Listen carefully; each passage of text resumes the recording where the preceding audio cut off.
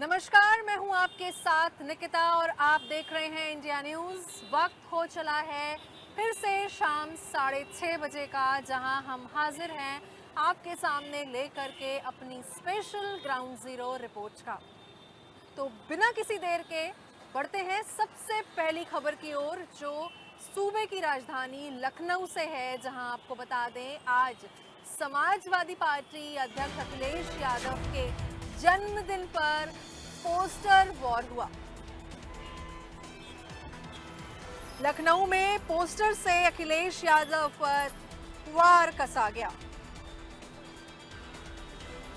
Bharatiya Janata party नेता अमित त्रिपाठी ने ये पोस्टर्स लगाए और अखिलेश यादव को तंज कसकर दी जन्मदिन की शुभकामनाएं। पोस्टर पर लिखा, दलित से लाभ लेने वाले, साथ ही पिछड़ों को वोट बैंक समझने वाले। और इस पोस्टर से लखनऊ में मचा सियासी बवाल।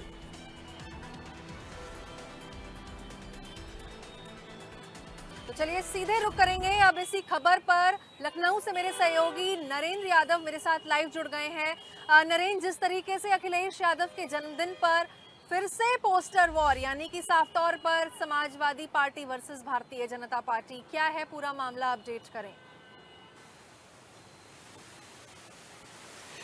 बिल्कुल नित्या, पोस्टर वार लगातार होते रहे हैं। भारतीय जनता पार्टी की तरफ से भी कई बार समाजवादी पार्टी के लिए पोस्टर लगाए गए हैं और समाजवादी पार्टी कार्यालय पर भी पोस्टर लगाए जाते हैं समय समय पर भारतीय जनता पार्टी पर हमला करने के लिए। लेकिन आज पूर्व मुख्यमंत्री अखिलेश यादव का जन्मदिन था। ऐसे मौके पे मुख्यमंत्री योगी आदित्यनाथ ने उनको बधाई दी थी। पूर्व मुख्यमंत्री मायावती ने भी बधाई दिया था, तमाम मंत्री और विधायकों ने दिया था। लेकिन जिस तरीके से भारतीय जनता पार्टी के युवा मोर्चा के नेता ने हजरतगंज चौराहे के पास ये बड़ा सा पोस्टर लगवाया, एक बड़ी होर्डिंग लगवाई है और उसमें तमाम उन मुद्दों का जिक्र किया है जिसमें उनको महिलाओं का विरोधी, दलितों का विरोधी और वोट बैंक की राजनीति करने का आरोप लगाया है। और कहीं ना कहीं इसको राजनीति से जोड़कर एक बड़ा हमला किया गया है। उसमें सभी जातियों का जिक्र है, महिलाओं का जिक्र है और कानून व्यवस्था के फेलियर को लेकर अखिलेश यादव पर तंज कसा गया है। और इस तरीके से जो उन्होंने प्रेयर लिखा है, ये सारी चीज़ें कहीं ना कहीं अखिलेश यादव पर करारा हमला है और अखिलेश यादव इस बात से निश्चित तौर पर आहत होंगे। हमारी पार्टी के एक दो प्रवक्ताओं से बात हुई है, उन्होंने कहा इस बात पर मंथन चल रहा है, इस पे समाजवादी पार्टी रिएक्शन जरूर देगी और इस पे विचार किया जा रहा है कि कानूनी पहलू क्या बनता है और किस आधार पर इसकी कानूनी लड़ाई लड़ी जा सकती है। तो अगर कुछ बनता है इस मामले को लेकर तो समाजवादी पार्टी थाने भी जा सकती है और इस मामले को जरूर मुद्दा बनाएगी। फिलहाल अभी इसमें अखिलेश यादव की सहमति की बात चल रही है कि उनकी तरफ से बात करके जो निर्णय होगा, पार्टी के बड़े पदाधिकारियों से बात करने के बाद समाजवादी पार्टी अगला एक्शन लेगी। अब इंतजार होगा कि समाजवादी पार्टी इस तरीके से इस पर क्या कार्रवाई करती है।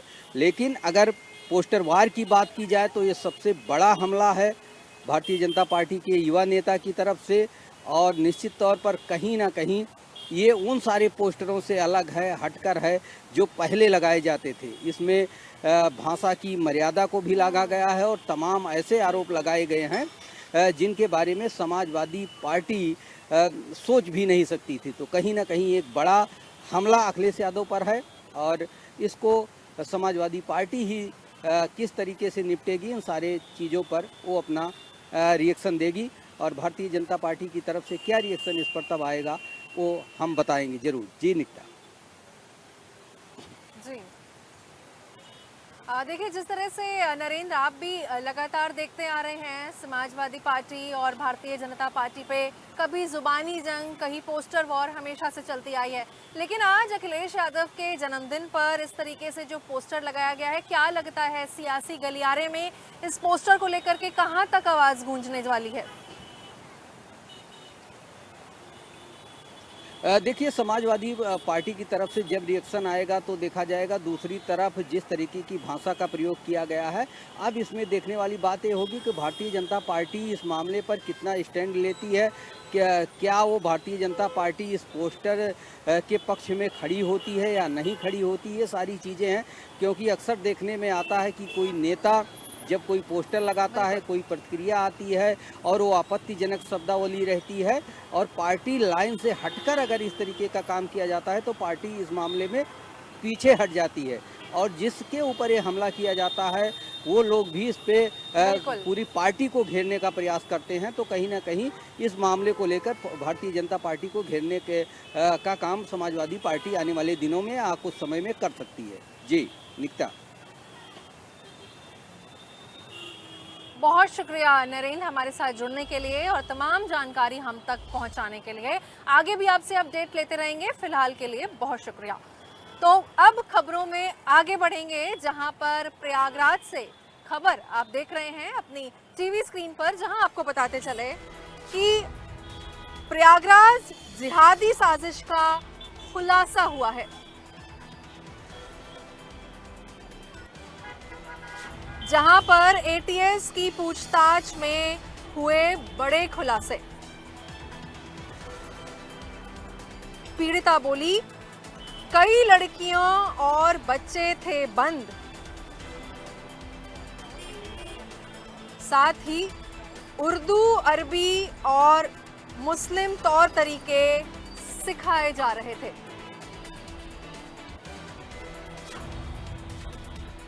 राष्ट्रीय विरोधी एजेंडे वाले वीडियो भी दिखाए जाते थे और इस पूरे मामले पर एटीएस अलर्ट और मॉड्यूल की तलाश हुई तेज।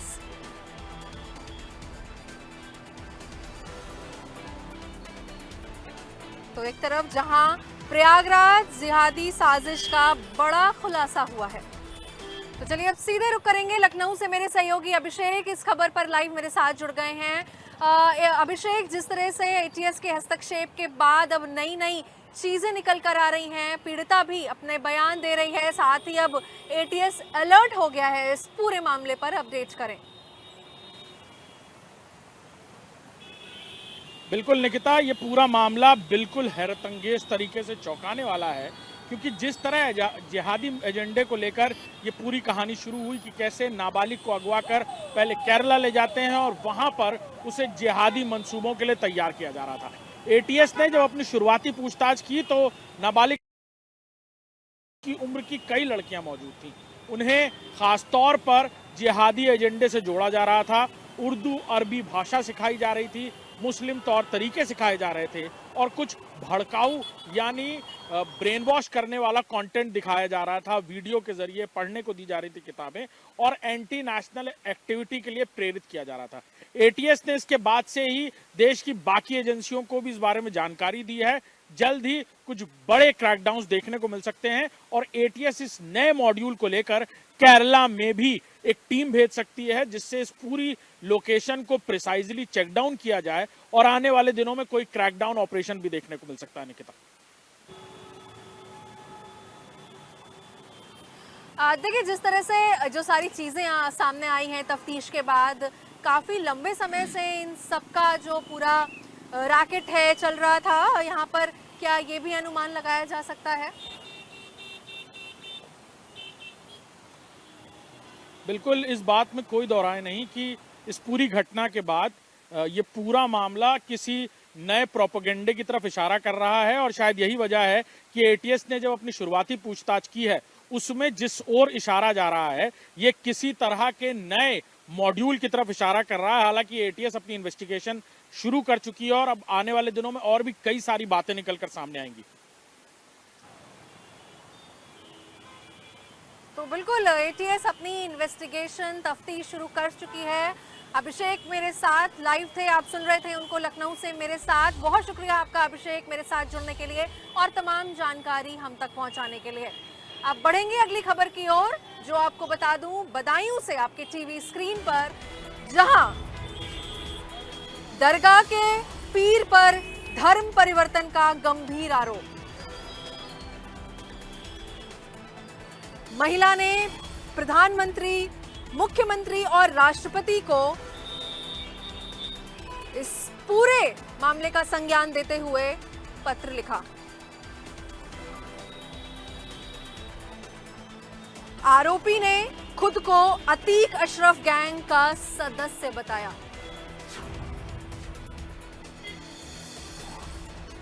तो अब सीधे रुक करेंगे विजय, मेरे सहयोगी बदायूं से मेरे साथ लाइव जुड़ गए हैं। विजय, क्या है ये पूरा मामला जहां पर प्रधानमंत्री, साथ ही मुख्यमंत्री और राष्ट्रपति का संज्ञान के चलते पत्र लिखने की भी ये जो नौबत है आ गई है? अपडेट्स करें। बिल्कुल, मैं निकिता बता दूं आपको, ये बड़ा गंभीर मामला है। बदायूं जिले के एक पीर हैं पप्पन पीर। ये बड़ी सरकार छोटी सरकार की जो दरगाह है, बड़ा फेमस दरगाह है बदायूं की, उसमें छोटी दरगाह के जो हैं वो पीर हैं, इन पर बड़ा गंभीर आरोप लगे हैं। गंभीर आरोप ये है कि एक महिला ने जो है वो आरोप लगाए हैं, और उनका आरोप है कि ये जो पीर जो हैं वो जबरदस्ती महिला का धर्म परिवर्तन कराना चाहते हैं। ऐसा ही नहीं कि उसकी एक 5 साल की बेटी है, उस पर भी लगातार धर्म परिवर्तन करने का दबाव बनाया जा रहा है। उस महिला ने तमाम तरीके की शिकायतें की हैं।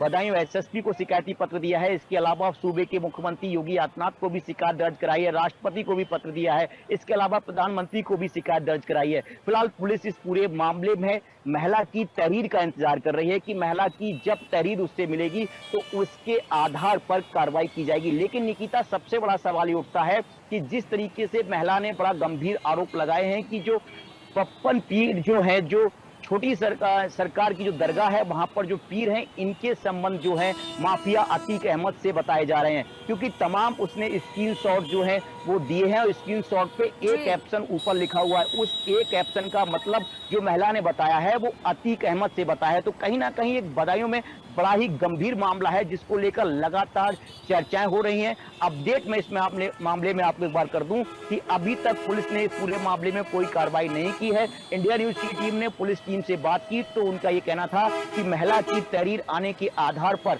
महिला जिस तरीके की शिकायत करेगी उसके आधार पर कार्रवाई की जाएगी। दूसरी तरफ निकिता, मैं बता दूं, मैंने लगातार संपर्क करने का प्रयास किया जो दरगाह के जो पप्पन पीर हैं, लेकिन उनकी तरफ से कोई जवाब नहीं दिया गया और ना ही मेरी फोन कॉल्स को उठाया गया। तो कहीं ना कहीं तमाम बड़े सवाल है निकिता कि इस तरीके से एक महिला जो आरोप लगाती है उसके परिवार को धर्म परिवर्तन कराया जा चुका है। ये भी उस महिला का गंभीर आरोप है कि उसके 7 ससुर जो है उसका धर्म परिवर्तन कराया जा चुका है, और लगातार उसकी 5 साल की मासूम बच्ची के साथ साथ उस पर भी धर्म परिवर्तन कराने का निकिता दबाव बनाया जा रहा है। तो कहीं ना कहीं एक बड़ा मामला है। पुलिस इस पूरे मामले में कठोर कार्रवाई की तैयारी कर रही है, और पुलिस इंतजार कर रही है उस महिला का, जो महिला के आरोप जो है वो पीर दरगाह के पीर पर लगाए। निकिता,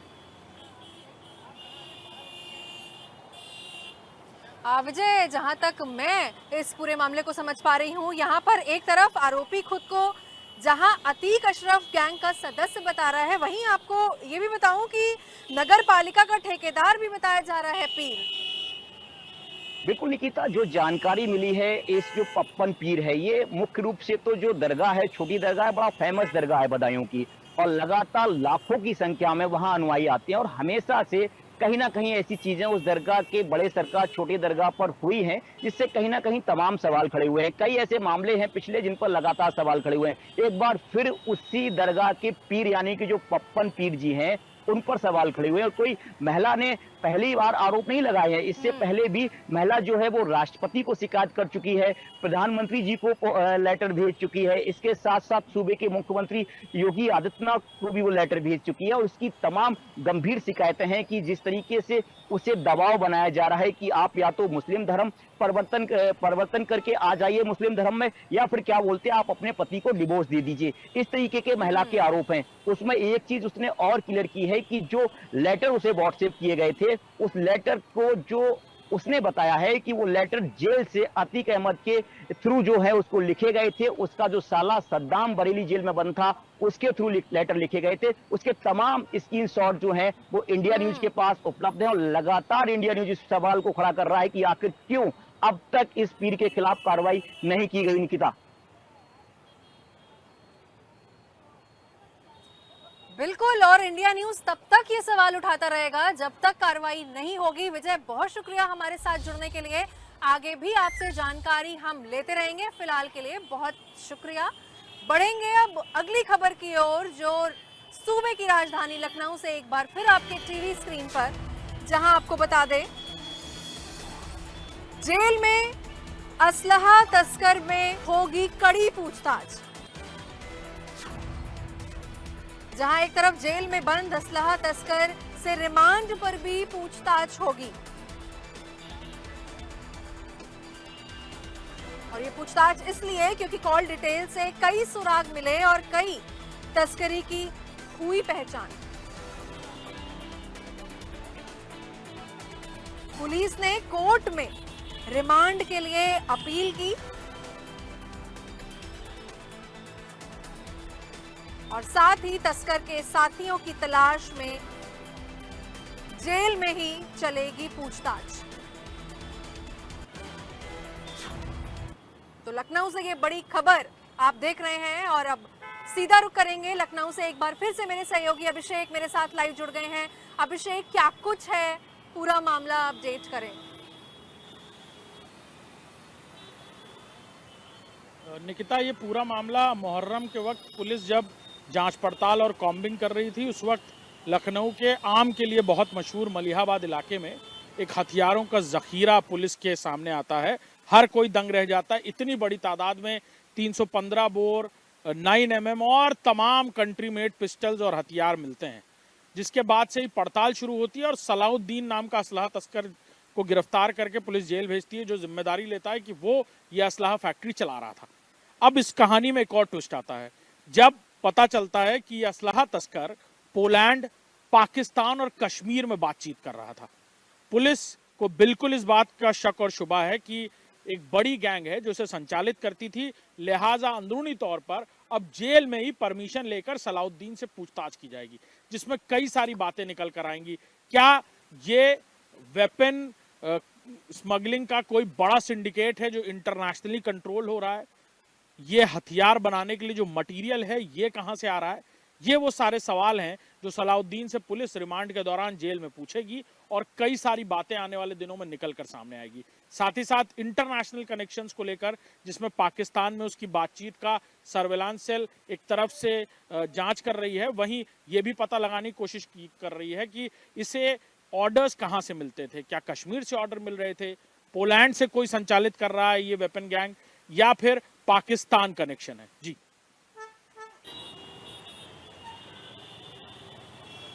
तो फिलहाल अब तफ्तीश में इस वेपन गैंग को लेकर के कई बड़े खुलासे होने बाकी हैं। बहुत शुक्रिया अभिषेक मेरे साथ जुड़ने के लिए और तमाम जानकारी हम तक पहुंचाने के लिए। तो चलिए अब रुख करेंगे अगली बड़ी खबर का, जो झांसी से आ रही है। आपको बता दें कि गैंगस्टर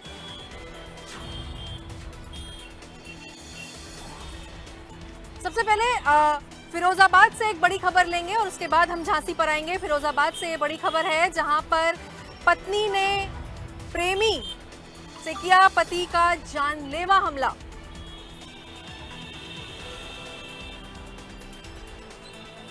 जहां पर प्रेमी ने दोस्त के साथ मिलकर ये जानलेवा हमला किया।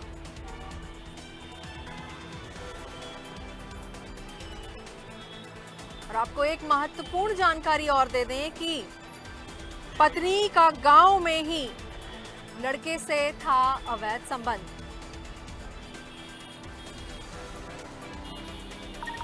हालांकि पुलिस ने दोनों आरोपियों को अपनी गिरफ्त में ले लिया है।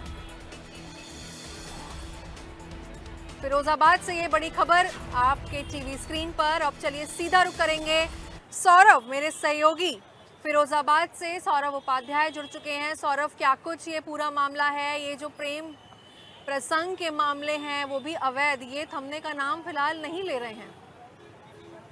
बिल्कुल निकिता, देखिए थाना नगला सिंगी क्षेत्र का ही पूरी घटना है। सुबह 8:30 बजे का समय रहा होगा। चूड़ी मजदूरी करने वाला व्यक्ति जो है वो जा रहा था। पत्नी जो है उसका प्रेमी और पत्नी के प्रेमी ने अपने दोस्त के साथ मिलके उसको रास्ते में घेर लिया और जमकर मारपीट की।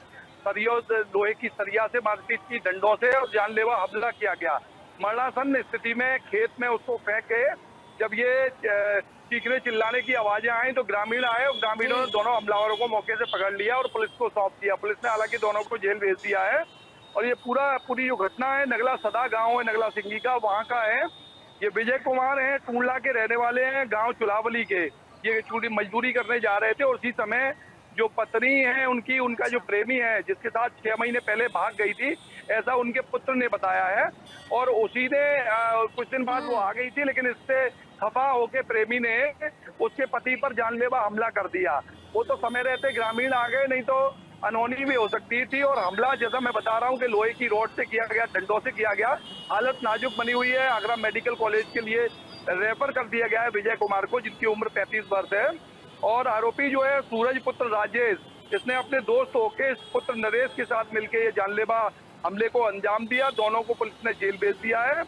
और पीड़ित के जो बेटे हैं विनीत कुमार, उन्होंने बताया कि 6 महीने पहले उसकी मां जो है आरोपी सूरज के साथ मायके से भाग गई थी और कुछ दिन बाद वापस आ गई थी। तभी से आरोपी जो है वो रंजिश मानने लगा है। तो निश्चित रूप से ये जो घटना है वो पत्नी के प्रेमी है, उसने अंजाम दिया है अपने दोस्त के साथ मिलकर।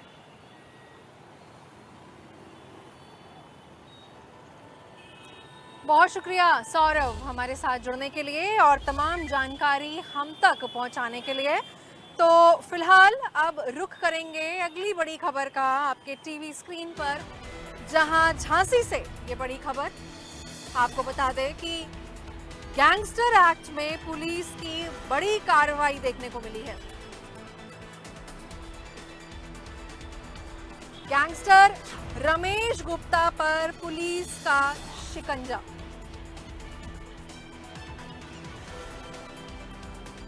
आपको ये भी बता दें कि रमेश गुप्ता की 32 करोड़ की प्रॉपर्टी कुर्क हुई और कोर्ट के आदेश पर यह पूरी कार्रवाई सामने आई।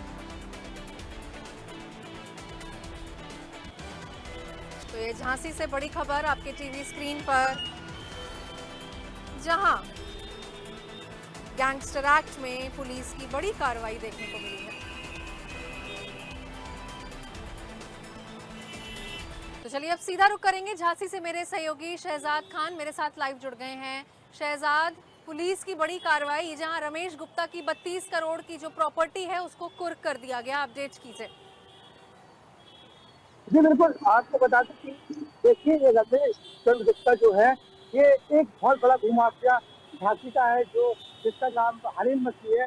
वो भी जेल गया था और 2011 से लगातार इन दोनों के ऊपर तमाम 1 दर्जन से ज्यादा मुकदमे दर्ज किए गए भूमाफिया के। इन्होंने लोगों के साथ बेईमानी की, 400 की और ऐसे फ्रॉडगिरी करके उनको जमीनों का इधर को आदान प्रदान किया गया। तो कहीं ना कहीं जो आज जिसके तहत आज जो रमेश चंद्र गुप्ता है उनके खिलाफ झांसी पुलिस ने एक बड़ी कार्रवाई करते हुए करीब 32 करोड़ रुपए की अचल और चल संपत्ति को झांसी पुलिस ने सीज किया। जब झांसी पुलिस इस पूरे कार्रवाई को करने जा रही थी तो तमाम थानों की फोर्स के साथ, इसके अलावा राजस्व विभाग की टीम भी उनके साथ थी। नपाई तुलाई हुई सिपाही इन सब रमेश चंद्र गुप्ता की प्रॉपर्टी को झांसी पुलिस ने सीज कर दिया। बता दें कि करीब 1 दर्जन से ज्यादा मुकदमे रमेश चंद्र गुप्ता पर दर्ज हैं और इनकी पूरी संपत्ति आज जो इनकी संपत्ति करीब 25 करोड़ की बताई जा रही है वो अचल और चल संपत्ति को झांसी पुलिस ने सीज कर दिया। जी